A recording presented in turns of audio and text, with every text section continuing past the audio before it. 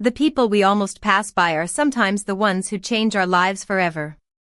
Rain hammered against the windows of Benjamin Carter's black luxury sedan as it moved steadily through downtown Chicago on a gray Thursday afternoon. Wind pushed sheets of water across the streets, turning traffic lights into blurred reflections on the wet pavement while pedestrians hurried beneath umbrellas toward warm buildings. Benjamin barely noticed any of it. His attention remained fixed on the tablet resting across his lap, where tomorrow's presentations, financial reports, and flight itinerary filled every empty minute of his schedule. At 45 years old, the founder of Carter Global Logistics had built one of the largest transportation companies in the country by never wasting time. His assistants often joked that his calendar left no room even for bad weather. In exactly 55 minutes, his private jet would depart for New York, where another acquisition meeting waited. Every second mattered. The driver carefully merged into the center lane as rain continued falling harder than before. Suddenly Benjamin looked up, almost by instinct, and through the streaked side window he noticed something that made him forget the numbers on the screen. At an aging city bus stop stood a little girl completely alone. She looked no older than 8. Her blonde hair clung to the sides of her face beneath the hood of a faded blue raincoat that was no longer keeping her dry. A worn backpack rested against her feet beside a small metal lunchbox that she held tightly with both hands as though it contained something too important to let go. There were no parents nearby. No teachers. No other passengers waiting beside her. Only the steady rain, the empty bench, and the little girl quietly staring down the road as if she believed someone would eventually appear. Benjamin turned in his seat, continuing to watch through the rear window until the bus stop disappeared behind them. Something inside him refused to move on. The image stayed with him far longer than it should have. He remembered seeing weather reports warning about heavy afternoon storms. He remembered that schools had dismissed students hours earlier.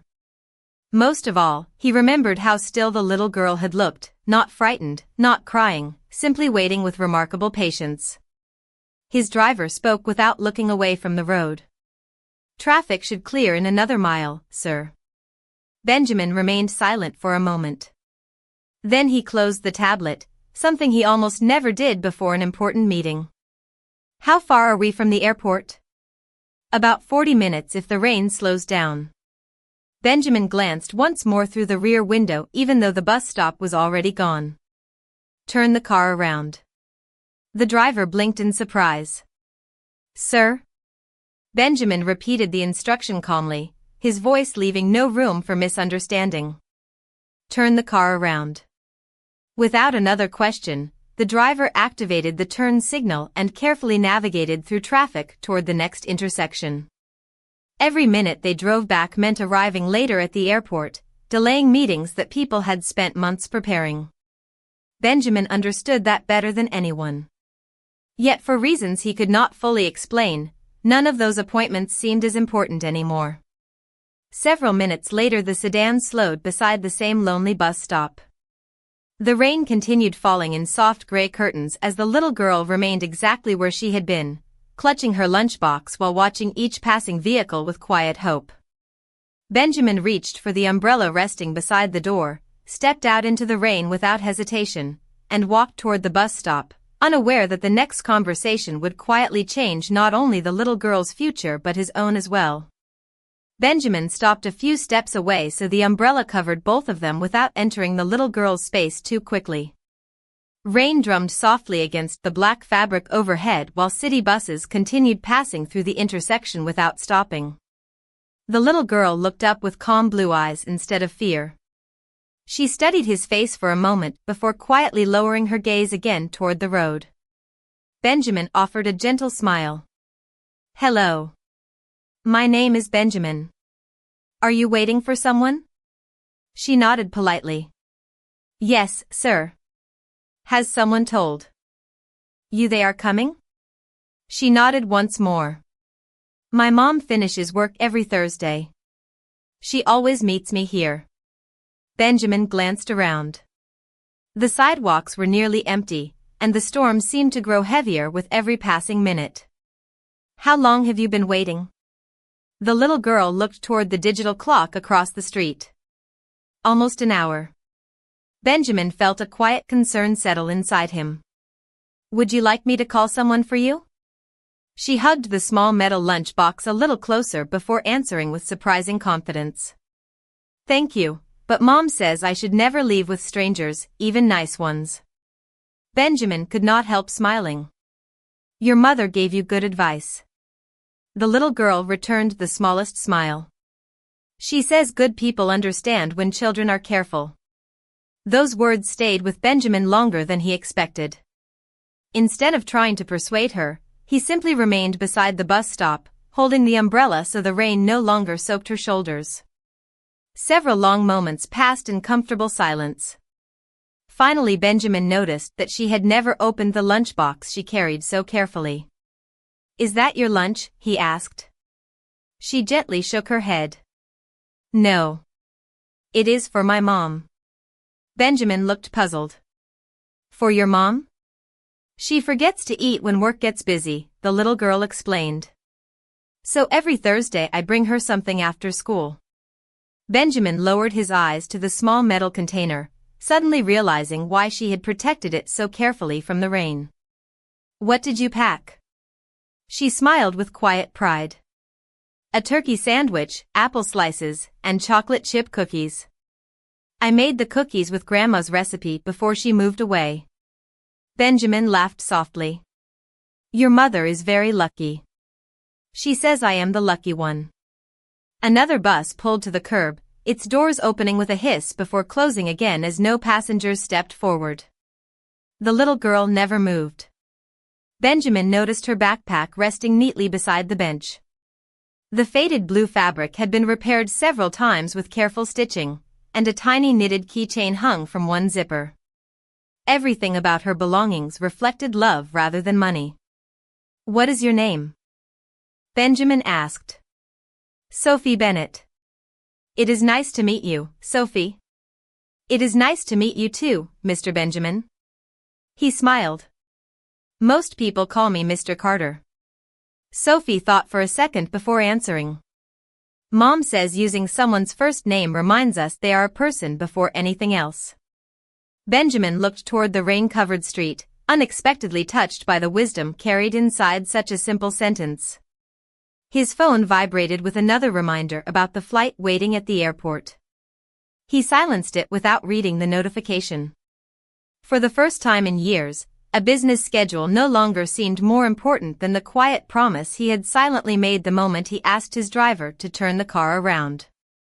As another cold gust swept across the empty bus stop, Benjamin adjusted the umbrella slightly closer to Sophie, determined that if she was going to wait, she would not have to wait alone.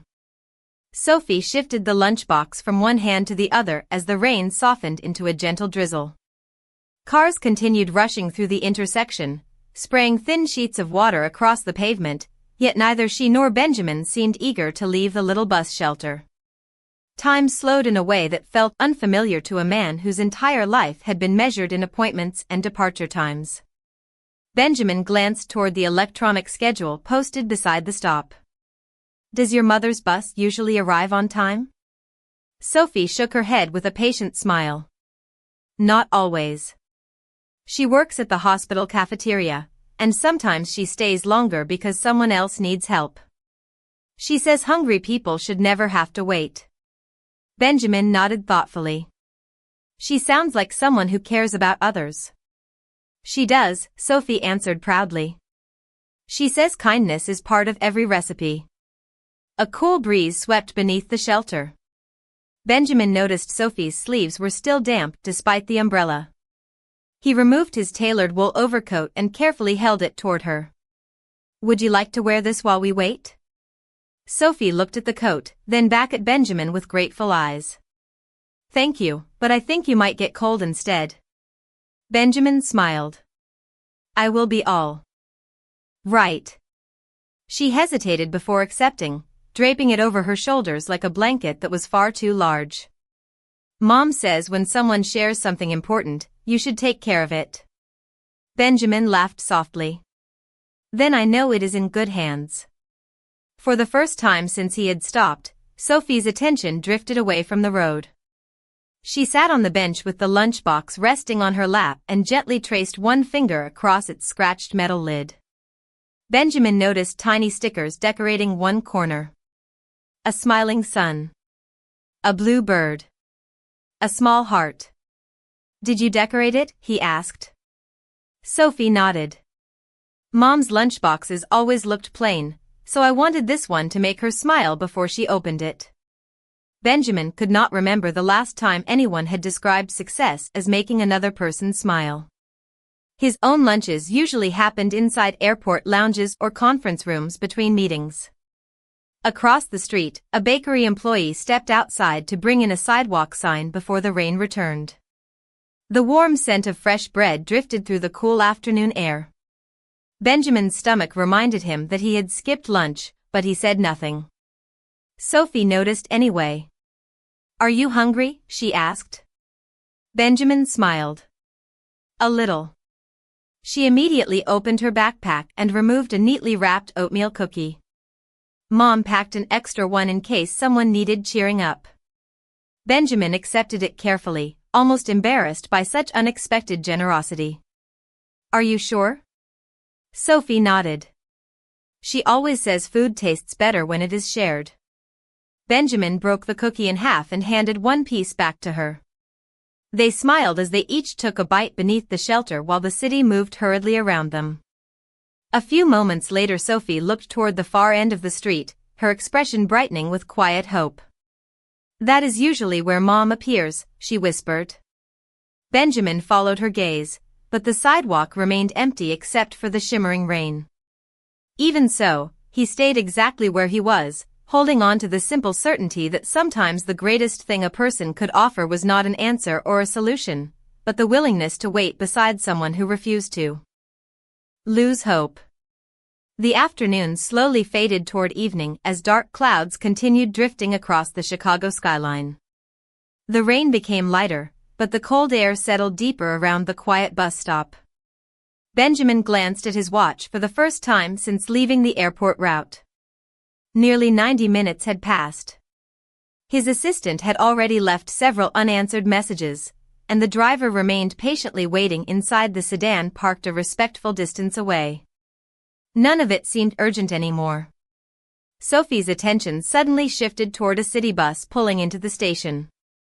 She stood immediately, holding the metal lunchbox close to her chest while her hopeful eyes searched every passenger stepping onto the sidewalk. An elderly couple descended first, followed by 2 college students and a young father carrying groceries. One by one they disappeared into the rain until the bus doors closed again. Sophie's smile slowly faded, but she did not complain. She simply sat back down on the bench and quietly whispered, "Maybe Mom had to stay a little longer today." Benjamin noticed the disappointment she tried so hard to hide.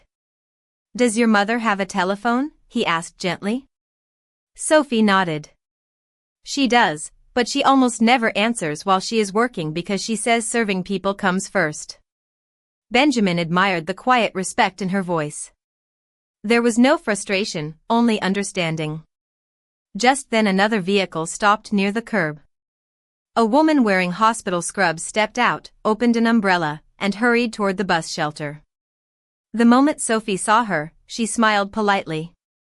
"Hello, Miss Linda." The woman looked surprised. "Sophie? You are still here?" She immediately turned to Benjamin with a cautious but grateful expression. "Thank you for staying with her." Benjamin introduced himself with a quiet handshake. Miss Linda recognized his name almost instantly but remained focused on Sophie. "Emily asked me to find you as soon as I finished my shift," she explained softly. The hospital became extremely busy this afternoon, and she could not leave when she expected. She has been trying to arrange coverage so she can come as quickly as possible. Relief filled Sophie's face. "Is Mom all right?" "She is tired," Miss Linda answered honestly, "but she is perfectly safe. She kept worrying about you the entire afternoon." Sophie immediately held up the lunchbox. "I brought her dinner." Miss Linda smiled warmly. She will love that. Benjamin quietly listened while noticing something unexpected. The woman glanced at the Carter Global Logistics logo embroidered on the umbrella resting beside him. You own that company, do you not? She asked. Benjamin nodded politely. Miss Linda hesitated before speaking again. Emily once told me she worked on a temporary food service contract years ago during one of your company's first warehouse expansions. She always said everyone deserved kindness, no matter what job they had. Benjamin searched his memory but could not place the name. Before he could ask another question, Miss Linda gently pointed towards Sophie's backpack. Emily keeps something inside there that she always says explains why she still believes good people exist. Sophie looked down at the faded blue backpack resting beside the bench. Mom told me never to open the little inside pocket unless she was with me, she said quietly. Benjamin nodded with complete respect. Then we will wait until she arrives. Sophie smiled with visible relief, grateful that he had not asked her to break the promise. Together they remained beneath the bus shelter, watching the rain grow softer while the small backpack quietly guarded a story that neither of them yet understood. Nearly 20 minutes later, headlights appeared through the mist at the far end of the street. Sophie immediately stood, clutching the metal lunchbox with both hands, certain that every approaching figure might finally be the one she had been waiting for. A city bus slowed beside the shelter, its doors folding open with a familiar hiss. Passengers stepped down one after another, but Emily was not among them. Sophie's hopeful smile faded only for a second before she quietly whispered, "Maybe the next one." Benjamin admired the extraordinary patience carried by such a small child. She never complained about the rain, the cold, or the long wait. She simply believed her mother would come because promises mattered. A few moments later Benjamin's telephone rang again. His executive assistant spoke gently. Sir, the New York meeting has been postponed until tomorrow morning. Everyone understands. Benjamin thanked her before ending the call. He slipped the phone back into his pocket without mentioning the conversation to Sophie. Somehow the entire business world had become less urgent than the quiet bus stop where two strangers had shared an unexpected afternoon together. Miss Linda checked her own phone before smiling with visible relief. Emily just sent a message, she said. She finally finished helping in the cafeteria. She is walking here now. It should only be another 10 minutes. Sophie's face brightened immediately. She carefully straightened the ribbons wrapped around the lunchbox before brushing raindrops from the lid with her sleeve. I wanted everything to look nice for her, she explained. Benjamin looked toward the faded blue backpack resting beside the bench. Your mother must be very proud of you. Sophie smiled shyly. She says I help her remember that every day can still be beautiful. They waited together beneath the shelter while the rain slowly gave way to a light evening drizzle. Benjamin noticed that the small knitted keychain hanging from Sophie's backpack had become tangled around one of the zippers. May I help with that? He asked. Sophie nodded. As Benjamin carefully loosened the soft blue yarn, the zipper opened just enough for a folded envelope to slide gently into view from the small inner pocket. Sophie immediately picked it up with great care. Across the front, written in neat blue handwriting, were the words, "For Sophie, when the right person is standing beside you." Sophie stared at the envelope with surprise. Mom never told me this was here. Miss Linda looked equally puzzled before smiling softly. Perhaps she hoped you would know when the moment was right. Sophie looked toward Benjamin. Do you think I should wait for Mom? Benjamin answered without hesitation. Yes. Some letters are meant to be opened together. Sophie nodded, holding the envelope against her heart instead of unfolding it. Only a few minutes later, through the gentle rain, a woman wearing hospital cafeteria clothes appeared at the far end of the sidewalk. Her pace was quick despite the exhaustion visible on her face. The instant Sophie recognized her, she smiled brighter than Benjamin had seen all afternoon. She hurried forward only after looking back once to make sure Benjamin was following at a respectful distance. Emily reached her daughter, wrapped her in a warm embrace, and accepted the carefully protected lunchbox with grateful eyes. Then she looked up at the stranger standing quietly beneath the umbrella. Recognition slowly crossed her face, followed by complete astonishment. "Mr. Carter," she whispered. Benjamin offered a gentle smile.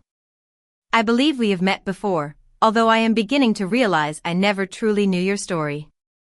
Emily lowered her eyes for a moment before looking at the unopened envelope still resting in Sophie's hands, as though she had been waiting for this exact evening far longer than anyone could imagine.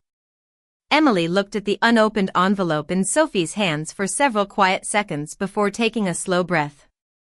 Rain had almost disappeared now, leaving only tiny drops falling from the roof of the bus shelter while evening lights reflected across the wet streets of Chicago. Sophie gently handed the envelope to her mother. "It says I should open it when the right person is standing beside me," she whispered. Emily smiled through grateful eyes before looking at Benjamin. "Then I suppose this is the moment I hoped would never become necessary, yet secretly believed might happen one day." She carefully opened the envelope and unfolded several neatly written pages. Between them rested an old employee identification card from Carter Global Logistics, a small brass key attached to a blue ribbon, and a faded photograph taken many years earlier inside one of the company's first distribution centers. Benjamin accepted the photograph with quiet curiosity. He immediately recognized the unfinished warehouse behind the smiling employees. It had been one of the company's earliest facilities. Emily pointed toward a young woman standing near the back of the picture. "That was me." Benjamin studied the photograph more closely before slowly nodding. "I remember those first years, but I wish I could say I remembered every face." Emily smiled kindly. Nobody could. She handed him the first page of the letter. The handwriting was steady despite the passing years. "Dear Mr. Carter, if this letter ever reaches you, it means my daughter has met someone who chose to stop instead of driving past. Thank you for giving her that gift." Benjamin continued reading in complete silence.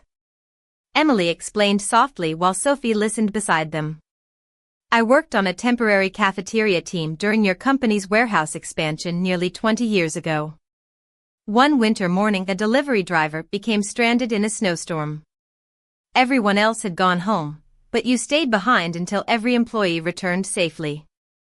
You probably never knew that people talked about that day for years afterward." Benjamin searched his memory. The images slowly returned. Snow-covered loading docks. Long hours. Employees sharing hot coffee while waiting for the roads to reopen. He had almost forgotten. Emily continued. "That evening I realized leadership was not measured by titles. It was measured by who stayed when leaving would have been easier." Benjamin lowered the letter slightly, listening with growing humility. Emily gently touched the brass key resting on the page. "Years later, when Sophie was born, I wanted her to believe that good people still existed. I never expected life to become difficult, but I placed this letter inside her backpack because I hoped that if she ever truly needed help, she would meet someone willing to stop just as you once did." Benjamin looked toward Sophie, who quietly held the blue lunchbox that had remained unopened all afternoon. The little girl smiled innocently. "Mom always says kindness travels farther than we ever see." Benjamin felt those words settle deeply inside him. He looked again at the brass key. "What does it open?" Emily smiled. "A small memory box at home. Inside are letters, drawings, and a blue knitted scarf Sophie and I made together over many winters. I always wanted her to understand that memories become treasures when they are shared." Benjamin carefully folded the letter and returned it to Emily. "Thank you for trusting me with your story." Emily gently shook her head. "No, Mr. Carter. Thank you for proving I was right when I taught my daughter that sometimes the greatest kindness begins with someone simply deciding to turn around." The following Monday morning, Benjamin walked into the headquarters of Carter Global Logistics carrying something far more valuable than the leather portfolio tucked beneath his arm. Folded carefully inside his jacket pocket rested Emily's letter, while the memory of a rainy bus stop remained clearer than any business presentation waiting on his calendar. As he stepped into the executive conference room, department leaders expected another discussion about expansion projects and quarterly forecasts. Instead, Benjamin stood quietly at the front of the room, looking through the glass walls at hundreds of employees beginning another busy workday. He thought about the mothers hurrying to daycare before sunrise, fathers trying to reach school concerts after long shifts, grandparents helping raise children while parents worked, and countless families carrying responsibilities invisible to every spreadsheet. He finally spoke with calm conviction. We have spent years measuring success by deliveries, profits, and growth. Beginning today, we will also measure whether our company helps people return home to the ones waiting for them. The room fell completely silent. Benjamin introduced a new family-first initiative that expanded flexible scheduling, emergency leave, transportation assistance during severe weather, and support for employees caring for children or aging relatives. Managers would receive leadership training centered not only on performance but also on compassion. Every proposal had one purpose. Nobody should ever feel forced to choose between being a good employee and being there for the people they loved most. Several executives exchanged surprised glances before one senior vice president quietly asked, "What inspired all of this?" Benjamin smiled gently. "A little girl waiting in the rain reminded me that every employee is someone's entire world." The announcement spread through the company faster than any corporate memorandum. Employees spoke quietly in hallways, cafeterias, loading docks, and offices. Some called their families during lunch simply to say they would be home for dinner. Others thanked supervisors who had already begun adjusting schedules to help parents attend school events and medical appointments. A few weeks later, Benjamin visited the hospital cafeteria where Emily worked. She looked healthier, less exhausted, and genuinely surprised to see him standing in the serving line carrying an ordinary lunch tray. "You did not have to come all the way here," she said warmly. Benjamin smiled. "I promised myself I would never forget the people behind every job." Emily laughed softly before placing an extra homemade cookie on his tray. "Then you remembered exactly the right lesson." After her shift ended, Sophie ran into the cafeteria carrying the familiar faded blue backpack and the small metal lunchbox that no longer seemed quite so heavy. She happily placed the neatly folded blue knitted scarf into Benjamin's hands. "Mom said memories become warmer when they are shared," she explained. Benjamin gently unfolded the scarf, recognizing the careful stitches that reflected years of love patiently woven together.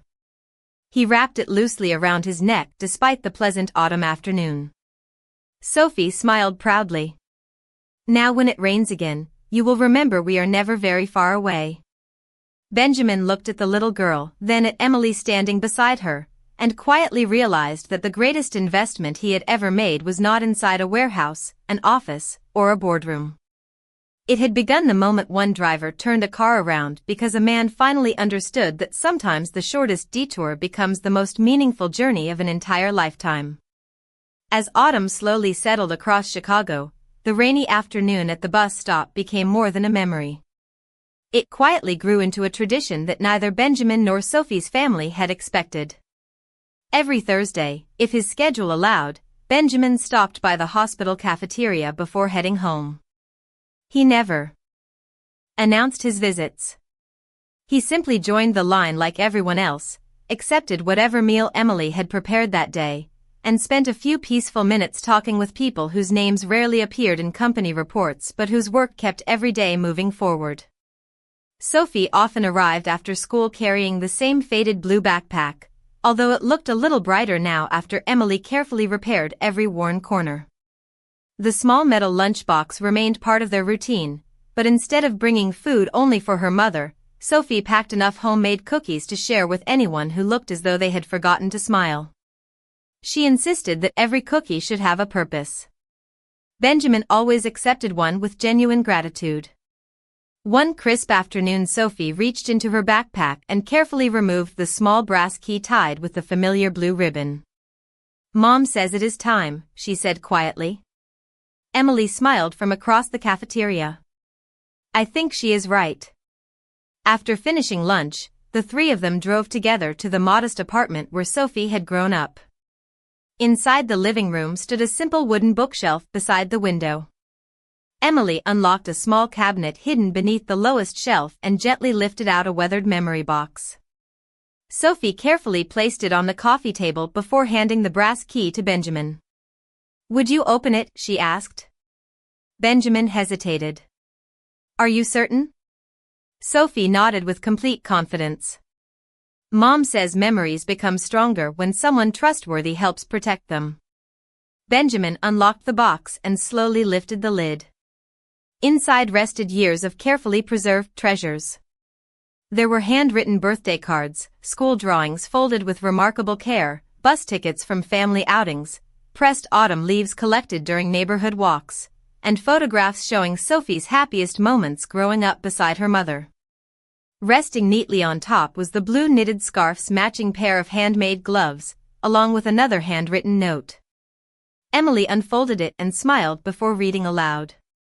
If you are opening this together, it means kindness has already found its way home. Nobody spoke for several moments.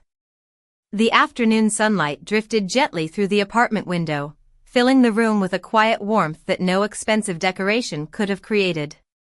Benjamin looked around the small apartment and realized that every object inside carried a story because someone had chosen to treasure ordinary moments instead of chasing extraordinary things. Sophie suddenly picked up one of her childhood drawings. It showed a little bus stop beneath falling rain, a smiling girl holding a lunchbox, and a man standing beside her with a large umbrella. Above them she had written in uneven letters, "Nobody waits alone forever." Benjamin felt his eyes linger on the drawing longer than he expected. He quietly understood that the picture belonged not only to the past but also to every decision he would make from that day forward. Some journeys begin with a destination. Others begin with a single moment when someone decides that another person's loneliness matters enough to stop, to stay, and to wait beside them until hope finally arrives.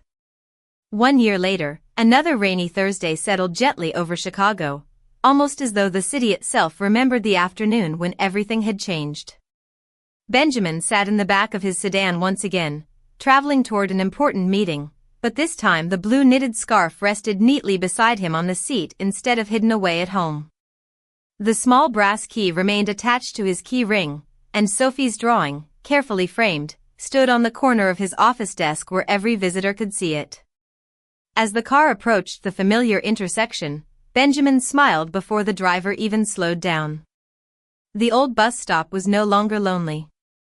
Fresh paint covered the shelter, brighter lights illuminated the sidewalk, and a new covered bench had recently been installed after Carter Global Logistics quietly partnered with the city to improve waiting areas near schools and hospitals. Benjamin stepped out carrying a large umbrella, not because anyone needed rescuing, but because some traditions deserved to continue. A few moments later Sophie appeared, now looking taller, wearing a clean school jacket, the same carefully repaired blue backpack, and the familiar bright smile that had first stopped him in the rain. Emily walked beside her, healthy, confident, and no longer carrying the exhaustion that had once followed every workday. Sophie laughed the moment she saw him. You remembered it was Thursday. Benjamin smiled warmly. Some appointments should never be cancelled. Emily handed him a small paper bag. Inside were fresh chocolate chip cookies baked from the same family recipe Sophie had shared on that rainy afternoon. We thought you might skip lunch again, Emily teased gently. Benjamin laughed. Not anymore. They stood together beneath the shelter as a city bus arrived exactly on schedule. Families stepped off smiling, children hurried toward waiting parents, and commuters greeted one another with relaxed conversations instead of anxious expressions. Sophie quietly looked around before saying, "Nobody is waiting alone today." Benjamin followed her gaze and realized she was right. The place that had once represented loneliness had quietly become a place filled with connection. His phone vibrated with another reminder about the meeting waiting downtown. He glanced at the screen, smiled, and placed it back into his pocket without concern. Some things could always wait a few more minutes. Sophie reached into her backpack and carefully unfolded the drawing she had made a year earlier. Beside the little bus stop and the large umbrella, she had added 3 new words beneath the picture. We turned back. Benjamin looked at the drawing for a long moment before carefully folding it again. He realized those words described far more than a single afternoon. They described a choice to return to kindness, to notice people who might otherwise be overlooked, and to remember that every successful life is measured not only by destinations reached but by the moments when someone decides another person's story is worth stopping for. As the rain gently tapped against the shelter roof, Benjamin, Emily, and Sophie watched the city move around them with peaceful hearts. The storm had long since passed, but its greatest gift remained. One simple decision to turn around had become a promise carried forward through compassion, family, and hope, proving that true wealth is never counted in dollars, titles, or achievements. It is found in the quiet courage to stop for someone standing alone, the humility to stay until they no longer have to wait by themselves, and the kindness that continues long after the rain has disappeared.